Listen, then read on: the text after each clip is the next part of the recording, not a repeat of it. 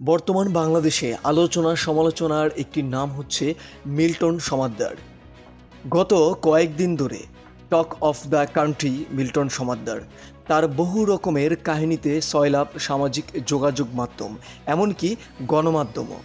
দৈনিক কালবেলা মিল্টন সমাদ্দারকে নিয়ে সংবাদ প্রকাশের পর ডিবি তাকে গ্রেপ্তার করেছে। ডিবি প্রধান হারুনুর রশিদ গণমাধ্যমকর্মীদের সামনে মিল্টন সমাদ্দারের লোমহর্ষকর কর্মকাণ্ডের তথ্য সরবরাহ করেছেন। মিল্টন সমাদ্দারের স্ত্রীকেও ডিবি কার্যালয়ে ডেকে নিয়ে জিজ্ঞাসাবাদ করা হয়েছে। মূলত মিল্টন সমাদ্দার 2014 সালে মিরপুরের পাইকপাড়ায় গড়ে তোলেন child and old age care.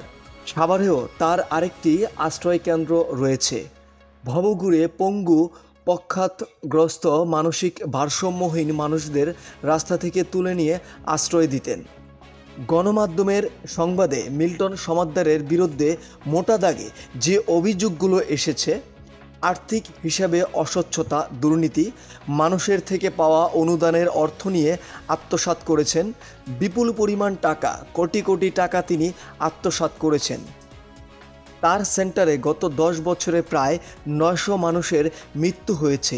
এর মধ্যে প্রায় 835 জনের দাফন কোথায় করা হয়েছে, কিভাবে দাফন হয়েছে তার হিসাব নেই।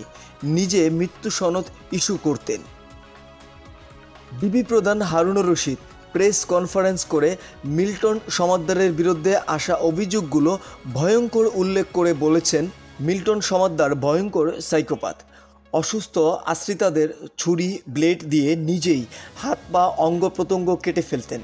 রক্ত দেখে উল্লাস করতেন, ডাক্তারের কাছে নিতেন না। তার আশ্রয় কেন্দ্রে 500 থেকে 700 মানুষ আছে বলে দাবি করলেও বাস্তবে আছে 30 থেকে 40 জন। এত সংখ্যক আশ্রিতাদের তথ্য দিয়ে ভিডিও তৈরি করে অর্থ সংগ্রহ করতেন। তার ফেসবুক পেজে ফলোয়ার সংখ্যা 1,60,00,000। তার ব্যাংক হিসাব 10 থেকে 12টি।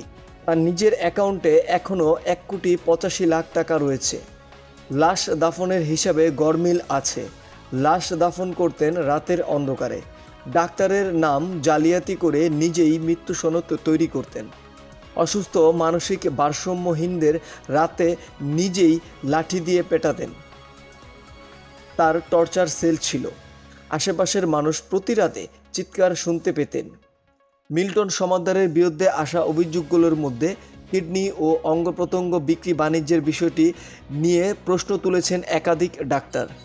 কিডনি ও অঙ্গ প্রত্যঙ্গ প্রতিস্থাপনের জন্য অত্যন্ত দক্ষ ডাক্তার, নার্স, টেকনিশিয়ান এবং আধুনিক অপারেশন থিয়েটার অপরিহার্য, যা মিল্টন সমাদ্দারের আশ্রয় কেন্দ্রে নেই।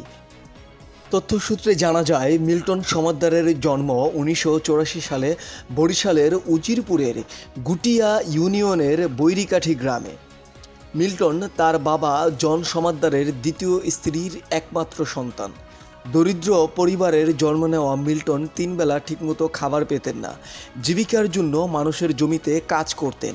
ছোটবেলা থেকেই তার ছিল অর্থের মোহ। বিয়ে, ব্যবসা, এমনকি ধর্মকেও তিনি ব্যবহার করেছেন নিজের লাভের জন্য। তার বিরুদ্ধে অভিযোগ রয়েছে। উজিরপুর এলাকার এক বাসিন্দা জানান, 2005 সালে মিল্টন তার বাবাকে মারধর করে। পরে এলাকা থেকে পালিয়ে সে ঢাকায় বসবাস শুরু করে। এখন দেখা যায় সে মানবতার ফেরিওয়ালা। বিষয়টি আশ্চর্যজনক।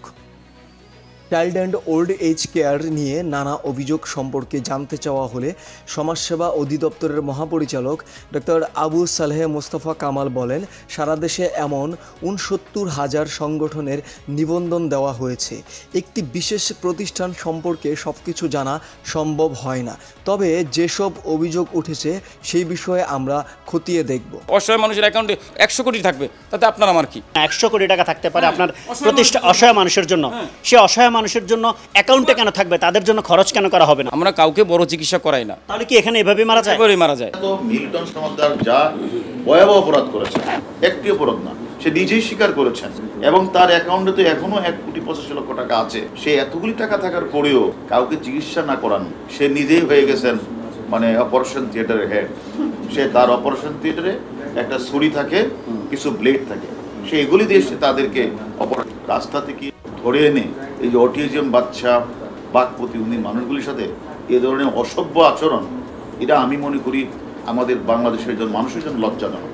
অতএব তার সাথে যারা জড়িত, তাদেরকে যারা প্যাট্রোনাইজ করেছে, তারা ফেসবুকে ফলোয়ার বাড়ানোর জন্য যারা প্যাট্রোনাইজ করেছে এবং তাকে যারা হেল্প করেছে, তার ফাউন্ডেশনে যারা মেম্বার রয়েছে, আমরা প্রত্যেকেই আমরা আইনের আওতায় নিয়ে